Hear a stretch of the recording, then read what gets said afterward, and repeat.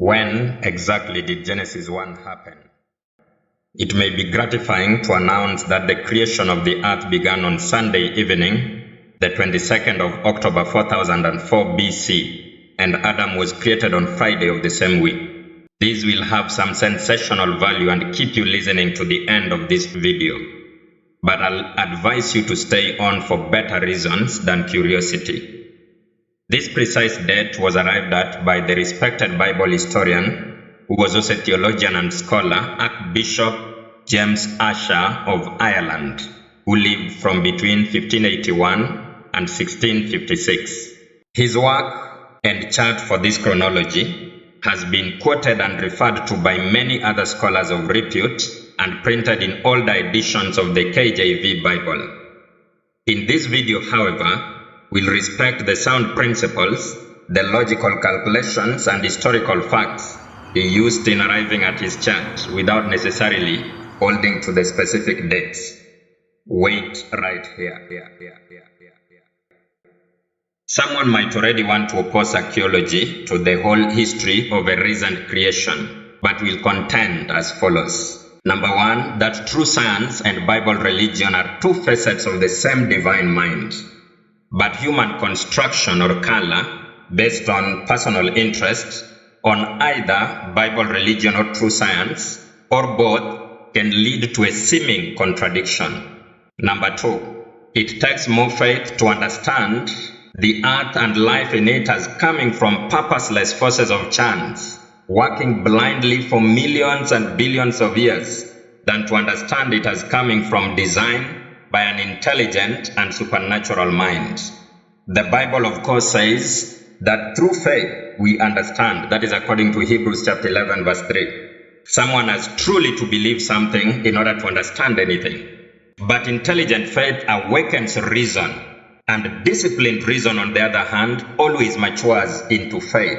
Faith tempers the intellect to perceive its limits, but at the same time stretches it beyond its limits. There is always a heaven beyond the skies. The sky is the limit to sight, but faith sees further and beyond.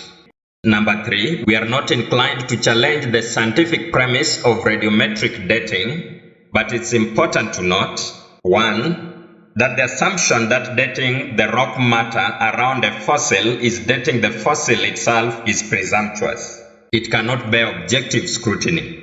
This we've stated in an earlier video. The fossils were formed not by rock deposits over millions of years, but by a sudden catastrophic event that the flood was. Gradual burying leads to organic decomposition, not fossilization. It's a contradiction of terms to talk of fossilization and at the same time of gradual burying by rock layers over millions and billions of years. Number two, recent experiments in dating volcanic rocks of known time of eruption, as recent as igneous rocks that solidified from eruptions in the 80s, have been reported to indicate millions of years. These, among other considerations, bespeak glaring errors in the methodology. Point number four, our fourth overall objection. History points conclusively to a recent creation, not to existence of life from millions and billions of years ago. Finally, evolution is a religion, not a science. It is a belief system just like any other religion, only it does require more faith than most religions. Back to the biblical and historical dates to determine the age of the earth. God decided to place time-based markers in His Word so that the matter is beyond dispute.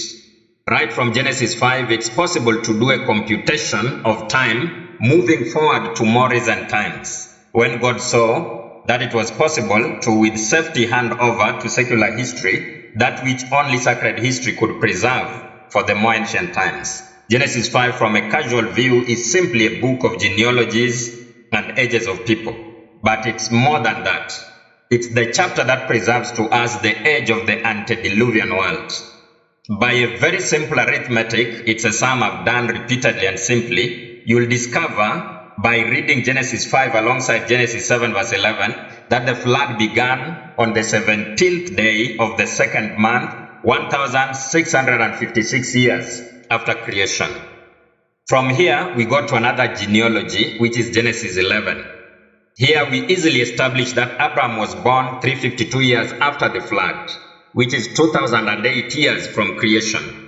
Just a little clarification here is that Genesis 11:26 doesn't precisely tell the time of Abraham's own birth. A comparison of this verse with Genesis 11 verse 32 and Acts 7 verse 4 points to his being born when Terah was 130 years of age and not 70. From the birth of Abraham, we come to another historical marker, which is the time of the giving of the covenant. That is Genesis 12 verse 1 to 4. At this time, Abraham was 75 years of age, which is 2083 years after creation. To the 2083 years, we add 430 years and have 2513 years from creation. This is the time of departure from Egypt. And of course, encampment at Sinai shortly after departure from Egypt. Where do we get the 430 years? That might be your question.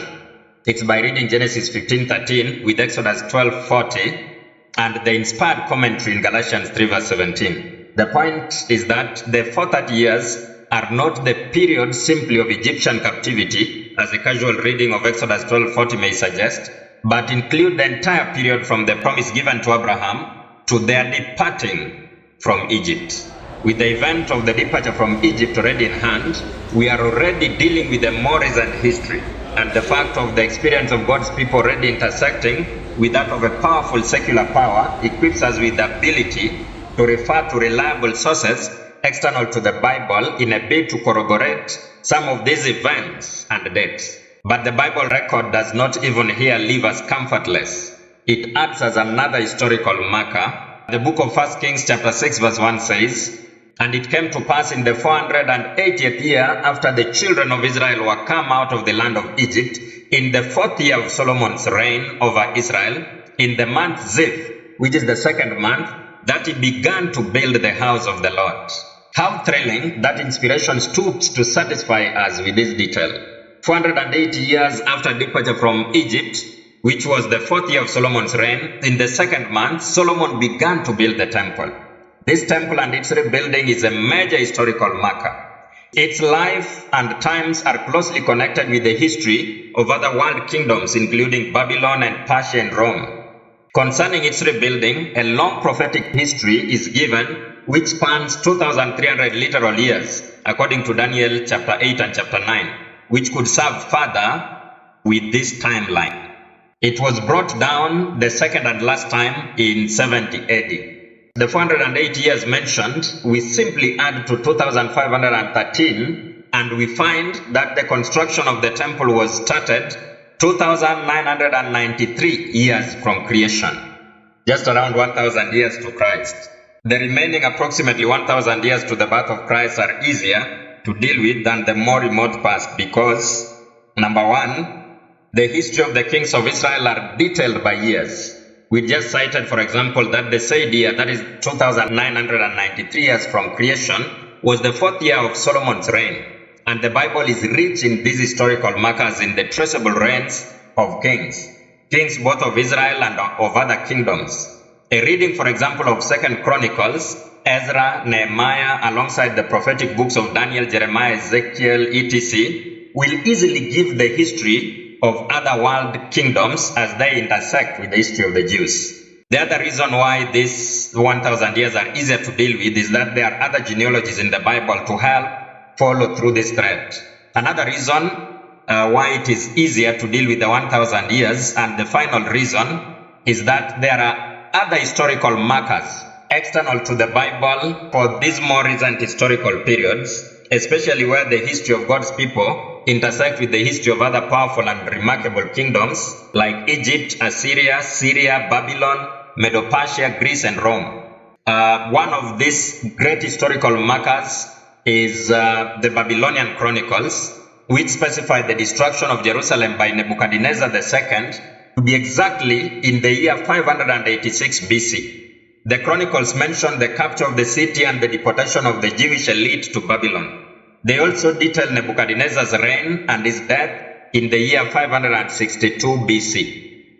Then we have Cyrus' cylinder, which is an ancient Babylonian artifact. It describes, among other things, the peaceful conquest of Babylon by Cyrus, the decree allowing the exiled Israelites to return to Jerusalem, including the rebuilding of the temple. Then another historical marker, the Persian inscriptions, which are records from the time of King Darius I, which affirmed the rebuilding of the Jewish temple as part of his broader imperial strategy to solidify Persian control over its territories. And we have other such, but these are just examples to show that a time came when secular history intersected with the divine history. Not because we depend on secular history for authority, but to show us that that which is written in the Bible bears scrutiny. We can follow any of the reasonable tracks we have already cited, but we'll here pick just one of these to arrive at the time of Christ's birth. We'll pick on the destruction of Jerusalem and the temple by Nebuchadnezzar, which was in precisely the year 586 BC, according to the Babylonian Chronicles. And of course, this is a miracle that this record exists. And here is how we'll do it. We had already arrived at the year 2993 after creation as the beginning of the erection of the Jerusalem temple. This was the 4th year of the reign of King Solomon, who reigned for a total of 40 years. If we add the clearly detailed durations of the reigns of the kings of Israel, according to the books of Kings and Chronicles in the Bible, we'll end up with a total of 430 and a half years. If you just do the literal summation, you will get that. But we will compensate for co-regency and overlap in durations. There are times when more than one king reigned together, and then the borderline years. So it gives us 426 years. And these 426 years, we are going to add to the 2,993, which will give us 3,419 years from creation as the time of the destruction of the temple at Jerusalem. But the Babylonian Chronicles tell us it was the year 586 BC, and we here have secular history shaking hands with sacred history. The final addition of 586 to 3,419 gives us 4,005 years. From this, we subtract 1 to compensate for overlap, because 586 BC and 3,419 years from creation is actually the same year. And here we have it, 4004 BC as the year of the creation of the earth.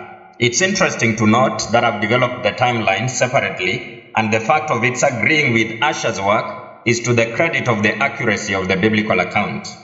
As an assignment, you want to calculate these durations on your own, and you like what we are talking about more. Historical evidence points to Christ being born in 4 BC, which is exactly 4,000 years from creation. The world has existed for around 2,000 years from the time of Christ. This is easily verifiable. So the total age of our world, so far as life in it is concerned, is around 6,000 years.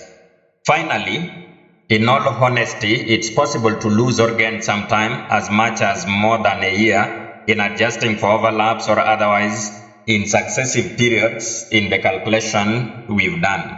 So to your utter chagrin, we will not specify months and days and hours, both of the creation of the earth and of the end of it, because that, I think, will be superfluous. It's only interesting to observe that the date 22nd October, specified by Bishop Asher for the beginning of time, coincides with another prophetic date in a prophecy of Daniel and Revelation, which points to the end of periods.